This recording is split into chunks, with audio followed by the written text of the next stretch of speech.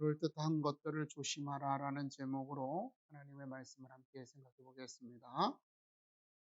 사도 바울이 안디옥 교회의 파송을 받아서 이제 복음을 전하러 여행을 떠나게 되었습니다. 그는 가는 곳마다 교회를 세우는 놀라운 사역을 감당하게 됩니다. 그러던 중에 구브로 지역, 그곳에 있는 바보라는 곳에 이르렀을 때에 그 지역의 총독 서교라는 사람에게 복음을 전하여서 그를 그리스도인으로 개종하게 하는 일이 있었습니다. 자, 이러한 일이 어떻게 벌어졌느냐? 이 일의 전말은 그렇습니다. 바보라는 곳에는 바예수라는 마술사가 활동하고 있었습니다. 이 마술사라고 하는 것은요, 이 말의 마술사라는 이 헬라어의 원어를 보게 되면 능수능란하다라고 하는 뜻이 있어요. 능수능란하다. 자, 이게 무슨 말이죠? 능수능란하다는 것은 뭔가 어떤 일에 굉장히 익숙해서 그것을 잘 처리할 수 있다는 거죠. 그러면 마술사는 무엇에 능수능란하겠습니까? 사람들을 속이는 데 능수능란하죠. 왜냐? 마술사가 뭐예요, 여러분? 마술이 뭐예요? 눈속임이잖아요. 그죠? 마술이 뭐냐면 눈속임이란 말이에요. 그러니까 이 마술사는 사람들을 이 손재주, 손놀림이나 뭔가 이런 것들로 사람들을 속이는데 아주 능수능란한 사람이었다는 겁니다. 근데 이자는요, 단순하게 마술만을 행하는 사람이 아니었습니다. 그는 자신을 선지자라고 얘기하고 사람들 앞에 선지자처럼 행동했던 거죠. 그러니까 나는 하나님의 사람이야. 하나님이 나에게 이러이러한 말씀을 하라고 하셨어. 라고 하면서 사람들에게 이야기하고 그것을 입증하기 위해서 뭐라 그럴까요? 아주 마술 같은 것들을 능수능란하게 이용하면서 사람들을 속이는 그런 사람이었다는 겁니다. 거짓 선지자라는 게 뭐예요, 여러분? 거짓 선지자라는 게 다른 사람 속이는 거잖아요. 그런 일에 아주 능수능란했던 사람이라는 겁니다. 그런데 이 바 예수가 사람들에게 이렇게 아주 유명한 아주 마술을 잘 행하고 사람들에게 아주 그럴듯한 말들을 잘하는 것을 통해서 사람들에게 소문이 났던 거죠. 그리고 이 소문이 그 당시 그 지역의 총독이었던 서기오라는 사람에게까지 귀에 들어가게 된 겁니다. 그래서 그는 이 총독까지도 현란한 말솜씨 그리고 마술로 자기를 따르도록 하려고 했던 거예요. 여러분, 뭐라 그럴까요? 무슨 무당이나 어떤 그런 그 사람들은 여러분 어때요? 좀 지도자들을 좀 자기 편으로 끌려고 하잖아요. 왜? 그래야 권력이 생기고, 그래야 사람들 앞에 권위도 생기고, 또 생기는 돈도 많이 버니까 그렇게 한단 말이에요. 이 바예수도 그렇게 얘기했던 겁니다. 그런데 이 서기오 총독은요, 그렇게 녹록한 사람이 아니었습니다. 이 바예수에게 자꾸 이렇게 설득을 당하고 그의 말을 듣고 있을 때 바울이 나타난 거죠. 그 지역에 오게 된 겁니다. 그래서 총독은 바울도 불렀어요. 바예수도 데려다 놨지만 바울도 불러서 그들의 말을 양쪽 말을 다 듣고자 했던 것입니다. 이런 서기오 총독의 행위에 대해서 성경은 뭐라고 얘기를 하냐면 지혜가 있다. 지혜가 있다. 총명하다. 이렇게 말해요. 그런데 여러분, 이 지혜라는 말에는 신중하다는 의미가 있어요. 신중하다. 그죠, 여러분? 지혜는 뭐예요? 단순하게 어떠한 일의 방법들을 파악하고 하는 것뿐만이 아닌 거죠. 그 일들의 본질을 파악하고 문제의 방법을 찾아내려고 하려면 어떻게 해요? 신중해야 돼요. 깊이 생각할 수 있어야지 되죠. 그렇지 못하면 지혜롭지 않아요. 여러분, 우리 성급한 사람을 가져다가 지혜롭다고 하지 않습니다. 세상에서 유명한 투자자들 있잖아요. 그 사람들 다 그렇게 그들이 그렇게 유명한 투자자가 되고 돈을 많이 버는 돈 버는 지혜를 갖게 된 것은 여러분 신중하기 때문에 그래요. 어떤 문제가 터졌을 때 이 문제 그 문제를 깊이 생각하고 그 문제의 본질이 무엇인지 그 문제를 해결하는 방법이 무엇인지 아주 오랜 시간 생각하면서 그러면서 거기서 방법을 찾는 거예요. 이 서기오 총독은 신중했던 거죠. 그 바예수가 하는 말, 그가 하는 행동들, 일으키는 속임수, 그 마술에 속지 않고 아, 저게 정말 그럴까? 저 사람이 말하는 성경이 그런 얘기를 하고 있나? 하면서 그 사람의 말만 듣지 않고 바울도 불러다가 바울의 이야기를 들었던 것입니다. 결국 바울은 그 바 예수를 책망하고 꾸짖고 그에게 너가 즉시 소경이 되어 앞을 보지 못하게 되리라 라고 이렇게 말씀하였을 때 그가 소경이 되는 것을 보면서 이 서기오 총독은 바울이 전하는 복음을 믿고 따르게 되었던 것입니다. 여러분, 이 사건에서 이 바예수라는 사람이 총독과 대화할 수 있게 된 원인이 무엇일까요? 이 사람 당시에 보면 유대인 출신이에요. 그죠? 나라도 없는 그냥 어느 저 한 지역의 소수민족 출신의 사람이란 말이에요.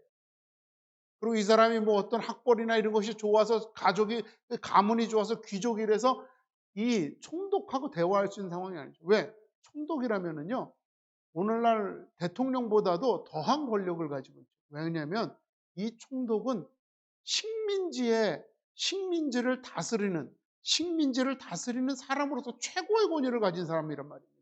그런데 식민지에 거하는 사람이 그 총독을 만난다는 거, 이건 쉬운 일이 아니란 말이에요.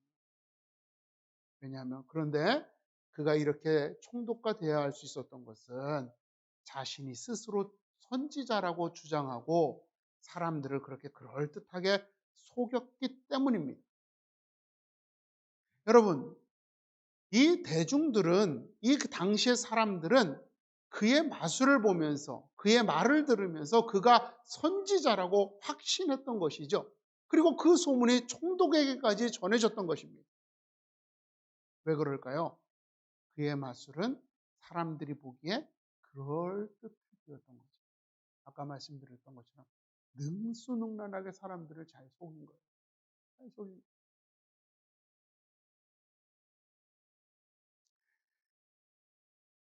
여러분, 이런 일들은요, 유사이래로 계속 있어 왔습니다.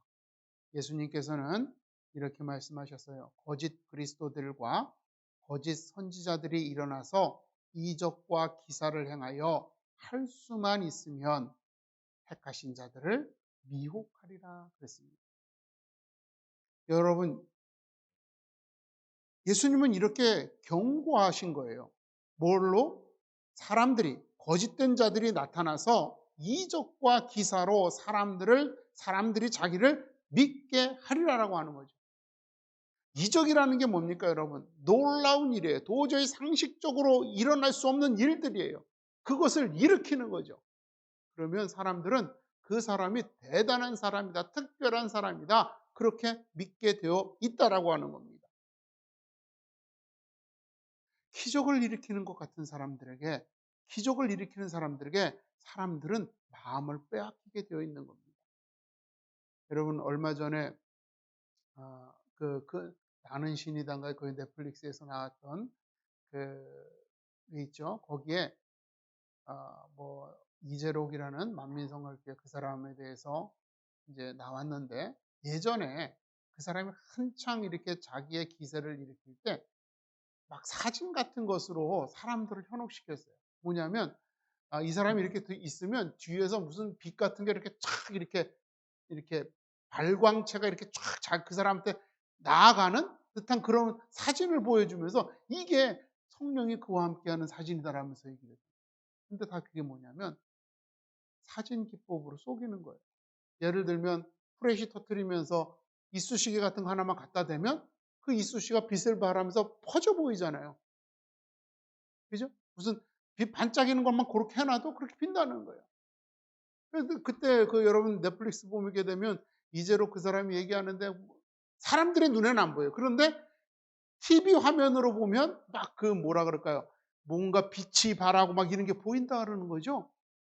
그게 뭐예요? 컴퓨터 그래픽이에요, 여러분.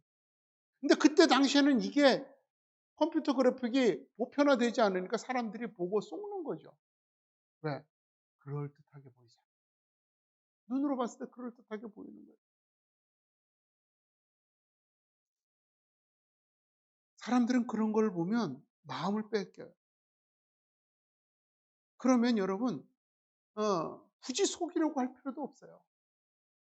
그냥 그러한 모습, 기적을 일으키는 장면, 그런 모습만 하나만 보여주면 사람들은 스스로 속아 넘어가죠. 왜? 그런 기적을 내가 봤어. 나도 나에게도 그런 기적이 있었으면 좋겠어. 그 기적을 일으키는 능력으로 뭔가 나에게 도움이 되는, 내가 지금 하고 싶은 일, 내가 해결해야 되는 문제들을 좀 해결받았으면 좋겠어. 저 사람을 따라가면 그 능력으로 나를 도와줄 거야. 라는 이런 욕심, 욕망 때문에 그 사람을 추종하게 돼요. 이게 미혹당하는 겁니다. 미혹당하는. 뭔가 내가 원하는 것을 들어줄 것 같은 그런 모습을 보면서 마음을 빼앗기고 정신을 잃어버리고 그 사람에게 모든 것을 기대는 거죠.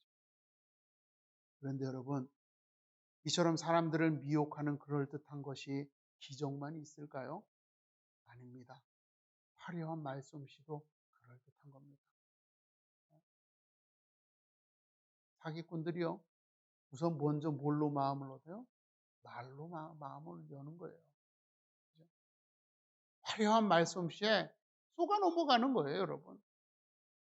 또 그들의 자애로운 표정과 행동으로 마음을 빼앗기는 거예요. 이단들이 제일 먼저 하는 게 뭐라 그래요? 처음에 오면 굉장히 아주 그냥 막 사랑을 베풀어 준다 그러잖아요. 온갖 사랑을 다 베풀어 준다는 거예요. 그래서 거기에 마음을 빼앗기게 만드는 겁니다. 또 크고 좋은 차나 웅장하고 아름다운 건물 같은 것들로 사람들의 마음을 빼앗는 겁니다. 여기 안산에 있는 지금 이제 2020년도에 문제가 됐던 교회죠. 그 무슨 안산 그 구막교회라 그러던가요? 그래요. 거기가 음, 이, 이 아이들을 이렇게 사람들을 포섭을 하는데 그 포섭하는 방법이 뭐냐면 아주 이 사람이 대출을 해가지고 좀 교회에 아주 멋진 집을 하나 샀다는 거예요. 그리고 차도 리무진 같은 거 있잖아요. 그런 걸 샀다는 거예요. 그리고 여기 사람들을 데리고 오면서 여기에서 당신의 자녀들을 아주 그냥 잘 교육해 줄 겁니다. 이런 식으로 사람들에게 보여준 거예요. 그럼 사람들은 와, 그런 집이나 이런 걸 보면서 와, 진짜 이 사람 능력 있는 사람이구나. 대단한 사람이구나. 이러면서 따라가게 되어 있는 거죠. 크고 웅장한 건물. 여러분, 로마 카톨릭 교회가 왜 그렇게 커다란 성당을 지으려고 애를 썼어요? 그 크고 화려하고 웅장한 그 성당 건물이 자신들의 권위를 드러낸다고 나는 생각했던 거예요. 그게 사람들을 압도시킬 수 있다고 생각을 한 거죠. 압도시킬 수 있다고 생각한 거예요. 이런 것들을 보여주면서 하나님을 믿으면 이 모든 것이 내 소유가 될 것이다라고 말하는 겁니다. 그러면 사람들은 이런 것에 마음을 빼앗기는 거죠.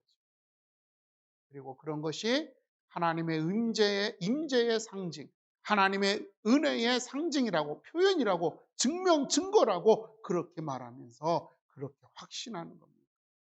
그러니까 여러분, 거짓 선지자와 자칭 그리스도라고 하는 사람들이 보여주는 것들을 가만히 보세요, 여러분. 다 세상적인 거예요. 그죠? 건강하게 해줄게. 부자가 되게 해줄게. 사업이 성공하게 해줄게. 이런 거예요, 여러분.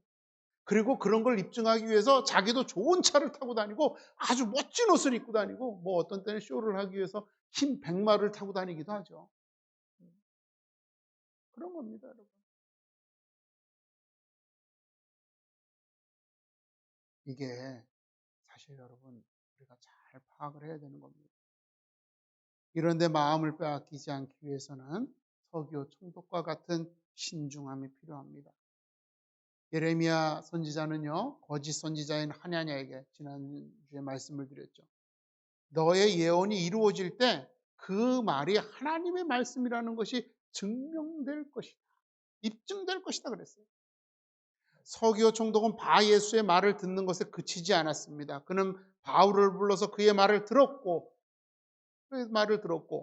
바 예수가 일으키는 그 마술과 사도 베드로가 일으켰던, 그에게 일으켰던 소경이 되는 그 일들을 보면서 뭐가 진짜인지 구분해 냈던 것입니다.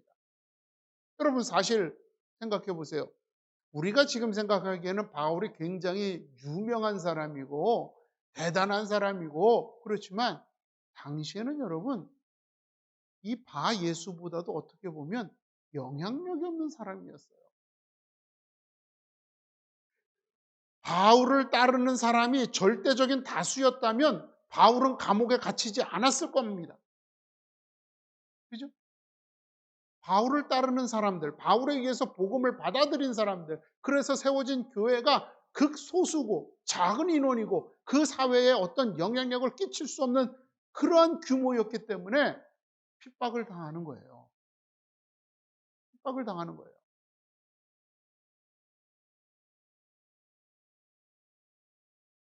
왜? 왜 바울은 이렇게 어려운 일들을 했겠느냐는 거죠. 우리가 세상의 기준으로 보면 바울이 전하는 것이 정말 참 능력이라면, 하나님의 일이라면, 바울도 여러분 기적 한 번만 딱 일으키면, 기적 한 번만 일으키면 사람들이 구름대처럼 모여들었을 거라는 거예요. 그런데 바울은 기적을 그렇게 막 가는 곳곳마다 막 일으키면서 다니지 않아요. 그가 하는 일들은 뭐예요? 복음을 전하는 거였어요. 바울의 사역은 사람들이 궁금해하는, 사람들이 원하는 기적을 일으켜서 그들의 문제를 해결해 주는 것이 아니라 복음을 전하는 것이었습니다.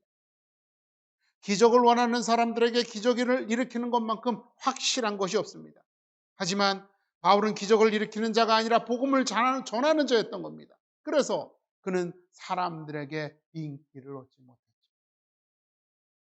그러나 그가 한 말이 이루어질 때 총독은 그를 통해서 주님을 만나게 되었던 겁니다.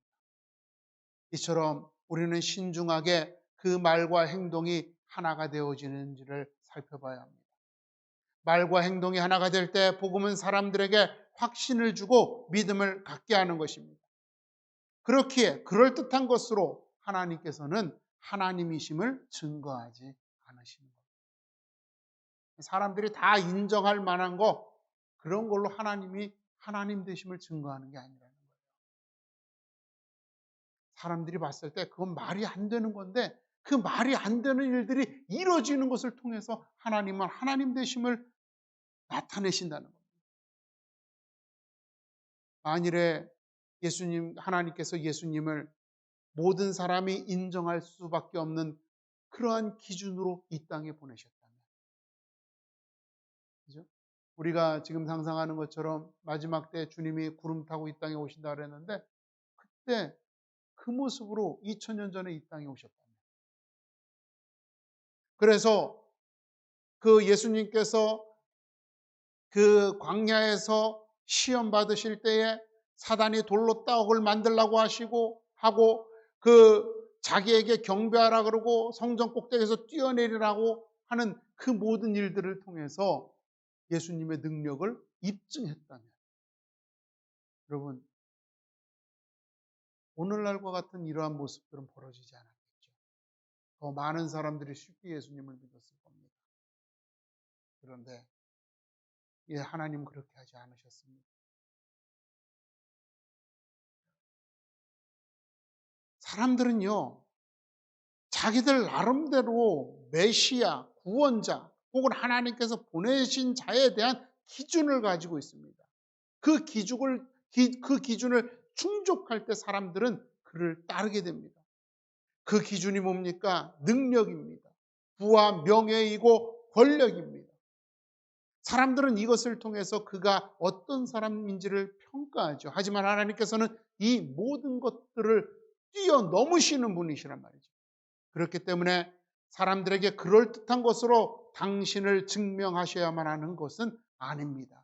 오히려 사람들에게 가장 어려운 것, 즉 말과 행동이 하나 되기가 어려운 것으로 하나님을 증거하시기를 원하시는 겁니다. 사람들이 잘 실천하지 못하는 것, 말은 뻔드르하게 잘하면서 잘하지 못하는 것, 그걸로 하나님은 하나님의 살아계심을 증거하죠.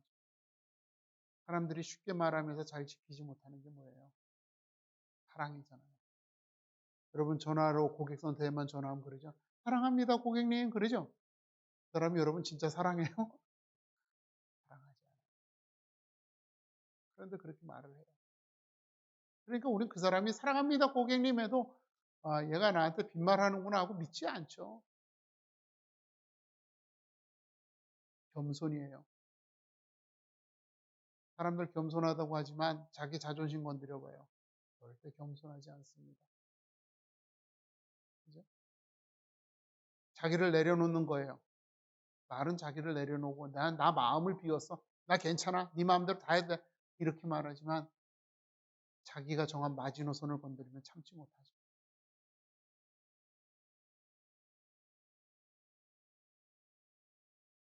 바로 우리 하나님께서 사람들이 잘 말하지 못하는 모습으로 주님을 증명하신 것, 그것이 바로 낮은 자의 모습으로 이 땅에 오시는 것이었습니다. 낮은 자의 모습. 가장 초라한 모습으로, 가장 연약한 모습으로 이 땅에 예수 그리스도를 보내신 것입니다. 사람들이 도저히 인정할 수 없는 모양으로 구원자를 보내셨습니다. 그가 이 땅에 오셔서 이루실 일들을 통해서 그가 참으로 하나님의 아들이라고 인정할 수밖에 없도록 하기 위해서 주님은 이 땅에 사람들이 가장 싫어하는 외면하는 모습으로 오신 거죠. 이게 오늘 바로 본문의 말씀입니다. 아이를 낳기 위해서, 호적하기 위해서 고향에 갔는데 머물 곳이 없는 거예요. 이 머물 곳이 없다는 건 뭐예요, 여러분? 돈도 없고 능력도 없고 권세도 없다는 거죠. 그래서 결국 예수님은 어디에 나오셨어요? 말구. 그것도 우리가 생각하는 것처럼 이 뭡니까? 이 오래된 안 쓰는 구유를 가져다가 이거 애기 침대로 삼아야지 이렇게 만든 게 아니에요.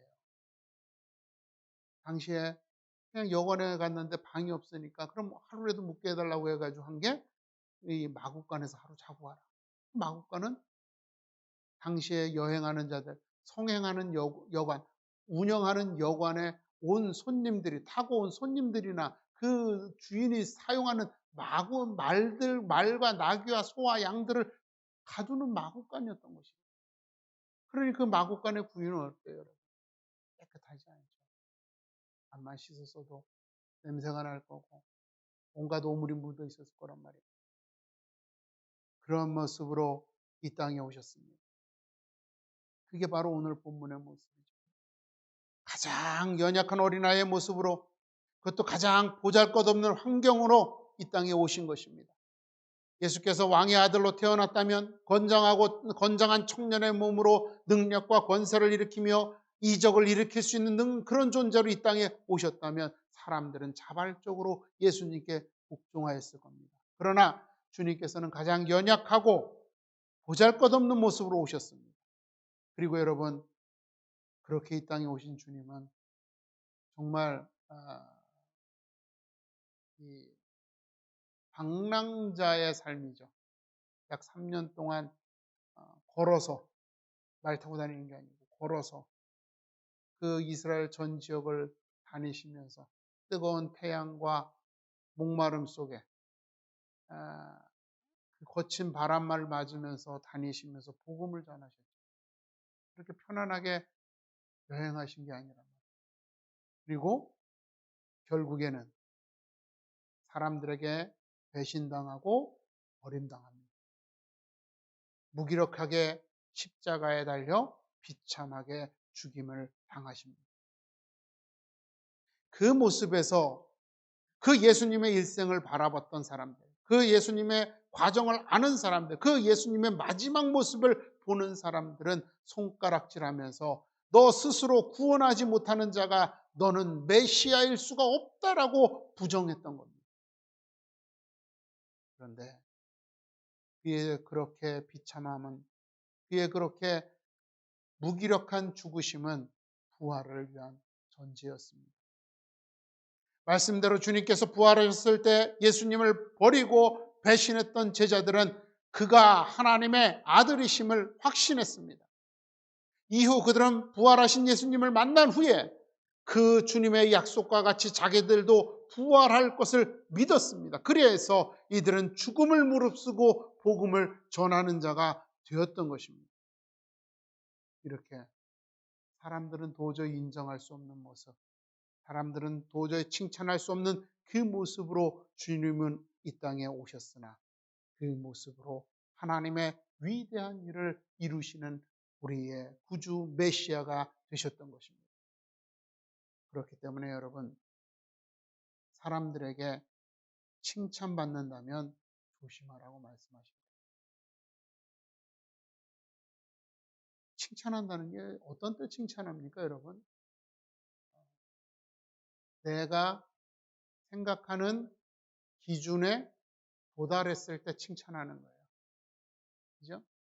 여러분들이 학교에서 시험을 봐서 빵점을 맞아가지고 가지고 갔어요. 그럼 부모님이 칭찬해줘요? 절대 칭찬 안 해줘요. 왜? 부모님의 기준은 빵점이 아니에요. 빵점이 아니에요. 우리 아이는 100점을 맞아와야 되는 애예요. 그래서 100점을 맞아왔을 때 부모님이 칭찬해 주는 거죠. 칭찬은 자기의 만족, 그 사람의 기준을 충족시켰을 때 주어지는 게 칭찬입니다. 그러니까 사람들이 칭찬한다는 것은 여러분, 세상의 사람들이 칭찬한다는 것은 세상 사람들을 만족시킬 때라고 하는 거죠. 사람들을 칭찬은 사람들을 만족시킬 때입니다. 그러나 하나님의 칭찬은 하나님을 만족하시게 할 때입니다. 그러니까 사람들이 칭찬할 때는 내가 하나님께 칭찬받는 일을 하고 있는 것이 아니구나 생각해 봐야 된다는 거예요.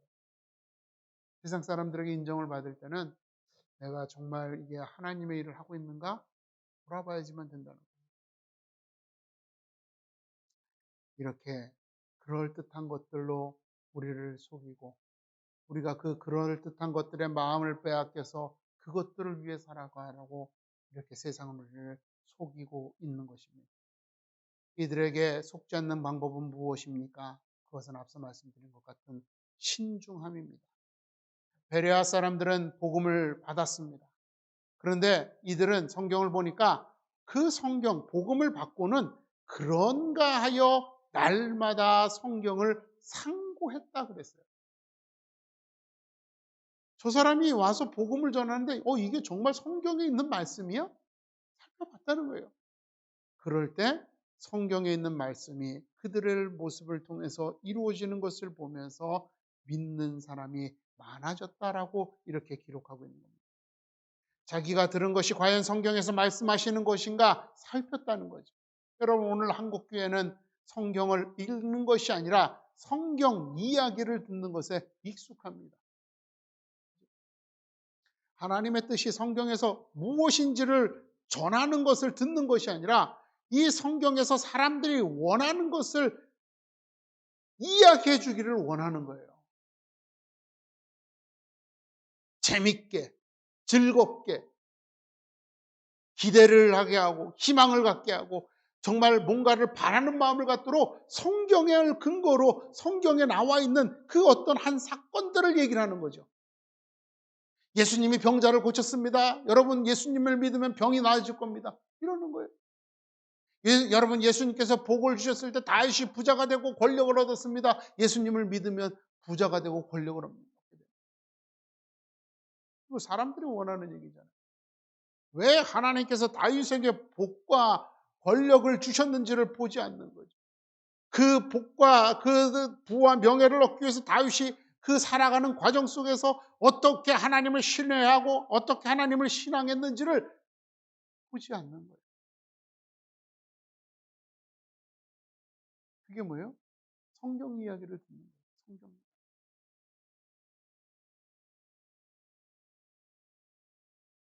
자기들이 원하는 이야기를 들을 수 있는 곳에 사람들은 모이게 됩니다.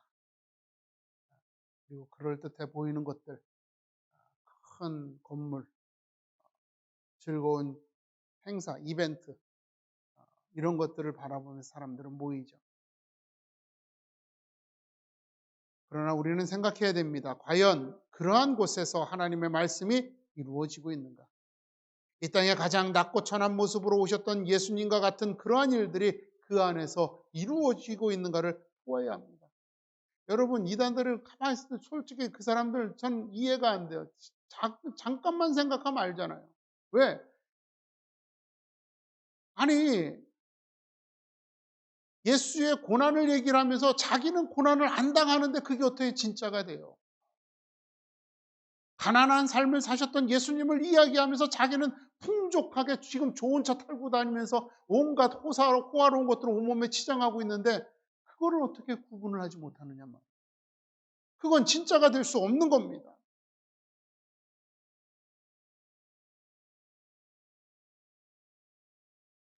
그 안에서 일어나는 일들이 과연 성경에 기록된 말씀의 성취인지를 보아야 합니다. 이러한 믿음의 순종함이 없을 때 우리는 그저 우리의 욕망이 투영된, 우리의 욕망이 반영된 거짓 선지자를 따르고 있는 것에 불과합니다. 자기를 낮추고 비우고 죽음에 이르셨던 주님을 본받는 모습이 있는가? 그게 있는가를 보라는 겁니다. 그리고 그렇게 본받을 때 우리는 온전한 그리스도인이 되어지는 것이죠. 그저 우리 말하자면 립 서비스라 그러잖아요. 듣기 좋은 말 해주는 거. 여기에 속지 마세요. 보기 좋아 보이는 것들 거기에 속지 마시라는 겁니다. 여러분들이 그 주님의 예언을 이룰 때 그때 우리가 하나님의 자녀가 되는 줄로 믿습니다. 우리에게서 이러한 주님의 예언이 성취되는 그런 은혜 가운데 있기를 주님의 이름으로 축원을 드립니다. 기도하겠습니다.